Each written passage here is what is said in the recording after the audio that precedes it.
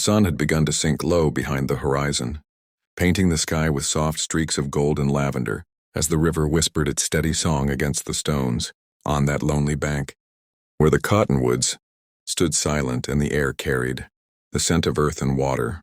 A young woman knelt in the dirt, her shoulders shaking as tears streamed unchecked down her cheeks. Her dress, once bright, clung damply from the mist rising off the current, and her auburn hair spilled like firelight against her pale face.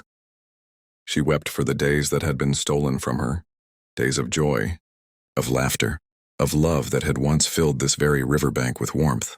But now all she heard was the hollow echo of grief.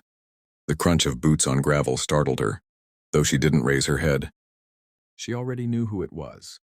The man who always came when silence became too heavy to bear. He stood tall against the evening glow, a broad-shouldered cowboy with weathered hands, his hat pulled low over eyes that had seen storms of every kind. His coat bore stains of dust and rain, his boots scuffed by miles of wandering, yet there was a steadiness in him that even sorrow could not undo. He came to her without words, kneeling slowly, and wrapped his arms around her trembling frame. The moment his chest pressed against her cheek, her sobs broke anew, muffled against the rough wool of his coat. He held her tighter, his embrace not of restraint but of shelter, as though he could stand between her, heart and all the pain that threatened to swallow it. "Let it out," he murmured low, his voice a steady rumble like distant thunder. "Don't hold it in, darlin'. I'm right here." For a long time she wept without pause, her grief spilling into the night air, carried off by the river that rolled endlessly past.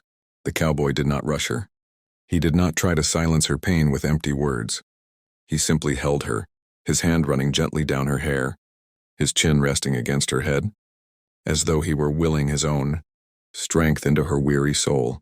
Finally, when her tears began to quiet, when her breath came in hiccuped gasps and her shoulders sagged from the weight of sorrow, he tilted her chin upward, and she saw in his eyes something fierce, something unbreakable.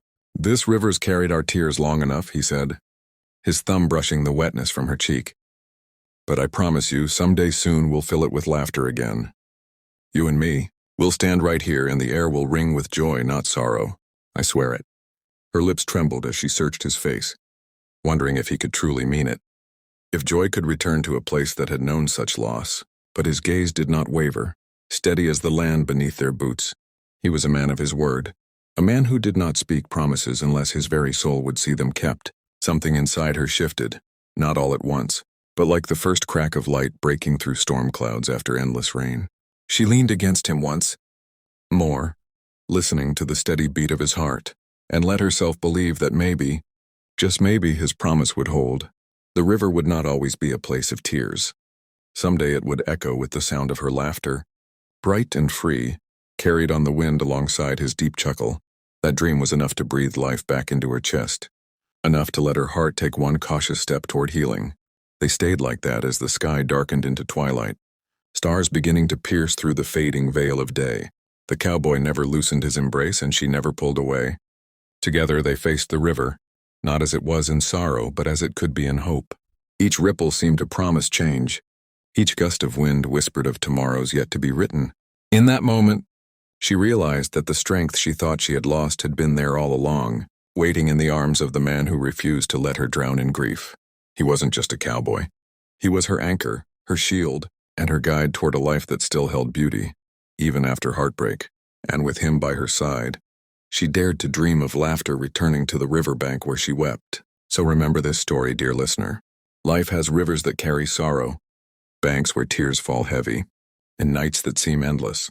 But there are also hands willing to hold you, voices that promise better days, and hearts strong enough to carry your pain until you can breathe again. Hope is never lost. It flows like water, always moving, always finding a way forward. And if this story touched you, if you felt the power of the cowboy's promise and the strength of healing love, then I invite you to join this journey with us. Subscribe to the channel for more tales that stir the heart, stories that remind you of courage, hope, and the unshakable bonds that carry us through. Every story is a river, and together we'll keep filling them with laughter again.